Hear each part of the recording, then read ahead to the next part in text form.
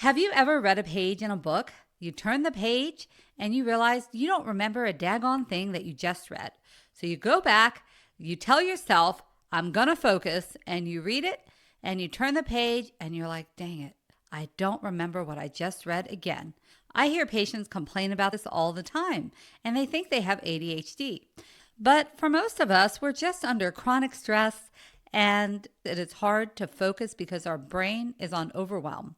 Well, what if I told you there's a supplement that may help with your attention? Today, I'm going to talk about Bacopa Monnieri. I'm going to cover what it is, exactly how it works for your brain, what the science actually shows, who it's best for, who should be careful, and stay tuned to the end to see what forms and doses to use with clearance of your healthcare provider, of course. Hi, I'm Dr. Var. I'm a board-certified family medicine physician, and I help people reset their health by combining the best of conventional, functional, integrative, and lifestyle medicine. Bacopa Monnieri is an herb that grows across India, Australia, Southeast Asia, and even parts of Hawaii. It's been used in Ayurvedic medicine for thousands of years, traditionally for memory, learning, and calming a stressed mind. Today, we classify it as two things: a neurotropic, meaning it supports the brain function, and an adaptogen, which means it helps your brain handle stress more effectively. You see, a lot of focus and memory problems aren't really about your brain lacking focus. They're about a brain that's been under chronic stress for so long that it stopped working efficiently.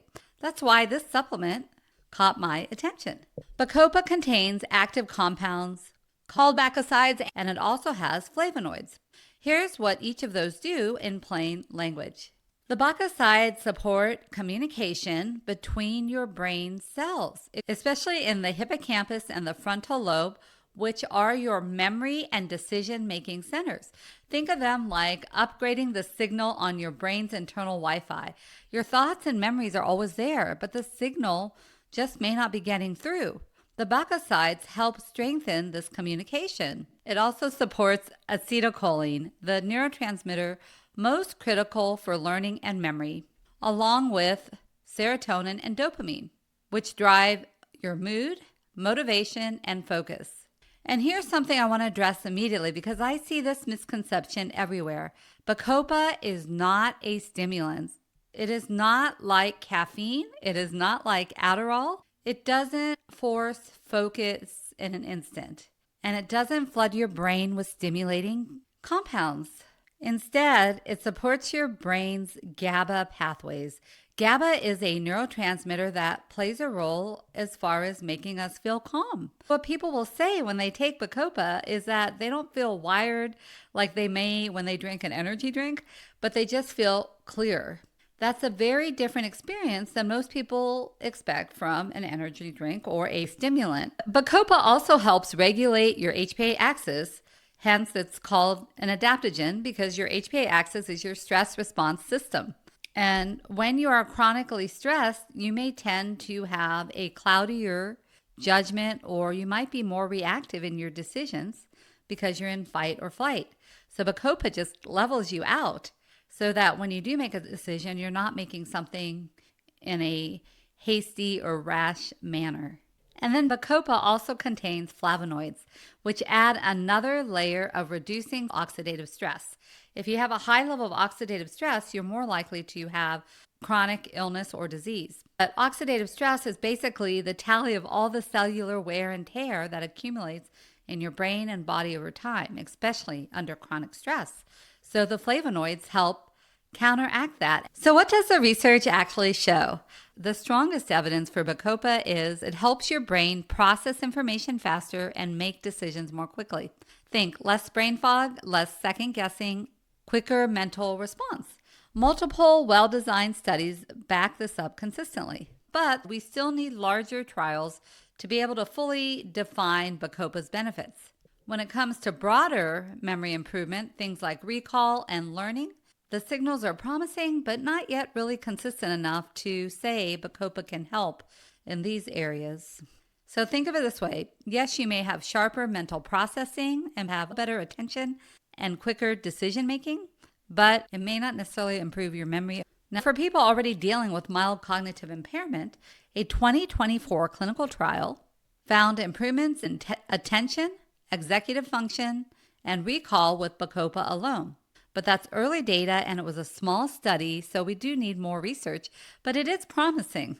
They are looking at it for Alzheimer's. They've only done some animal studies around Bacopa helping to protect your brain and reducing inflammation. But more research is needed, and we don't have any strong human clinical trials yet. Now, because Bacopa helps your GABA system work better, which remember GABA is a neurotransmitter that keeps you calm, it may help with anxiety and depression, but the research isn't strong enough. But it might be something that you can talk with your healthcare provider to try if you have issues with attention and anxiety and even ADHD. So who is Bacopa actually a good fit for? Well, it's worth considering if you're a healthy adult dealing with brain fog, slow mental processing, or difficulty retaining information, especially if chronic stress is part of the picture. It's also worth considering if you're an older adult and you're starting to notice some age-related memory changes, or if cognitive decline runs in your family and you want to try it for brain protection. But again, the research may not be strong, but you can get with your healthcare provider, and if it's something that they don't think will harm you, then it's worth a try. So who should avoid Bacopa? If you're pregnant or breastfeeding, you want to avoid Bacopa. If you take something that's a sedative, then you may have an additive effect and it might be too much. So you don't want to over-sedate yourself. And then if you are on thyroid medication, you definitely want to check with your provider because some animal studies suggest Bacopa may influence your thyroid hormone levels, particularly T4. And then if you're on medicines that tend to affect acetylcholine, like certain Alzheimer's medications or bladder medications, then you want to check with your provider to make sure you can take it together. Now, here are some misconceptions about Bacopa and the reason why many people may think it doesn't work. So Bacopa is not an overnight supplement. Most studies show benefits after 6 to 8 weeks of use. So if you take it for a week and you're like, I don't feel any different, well, you may not because it takes time to really kind of build up in your system. It's just like if you work out, you can't expect after one workout that you're suddenly fit and strong. It builds up over time, right? So it's the same thing with this particular supplement. But if you wait it out to 6 to 8 weeks and you still don't feel any different, then perhaps that's not the supplement for you. The other thing is taking the max dose doesn't necessarily speed this up, and it may just increase risk for side effects. Consistency matters more than the dosage. So there is a trademark brand called Bacopa Mind, and it is a concentrated 20-to-1 extract standardized to 40 to 50% of the bacosides. So you'll see that on the label on the back when you read the ingredients. So this is one of the more studied branded forms. And typical dose is 150 to 300 milligrams daily. There also is standardized Bacopa extract, and this is standardized to 24% bacosides. And typical dosages is 250 milligrams daily, with clinical research even going up to 300 to 600 milligrams in some studies.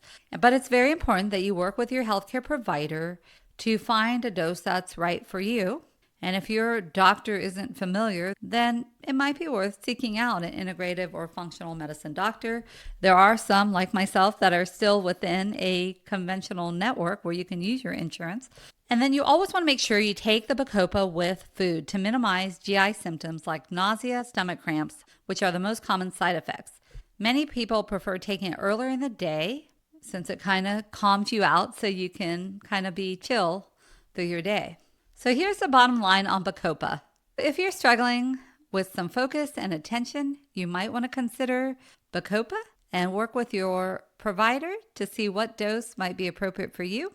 And remember, it does take time to work, so don't give up on it after just a week because it may not have kicked in yet. Have you ever tried Bacopa and did it or did it not work for you? Let me know in the comments below. Let me know if there are any particular supplements you want me to cover. Thanks for listening. If you're listening to the podcast or watching, if you're watching the YouTube version, have a fantastic day.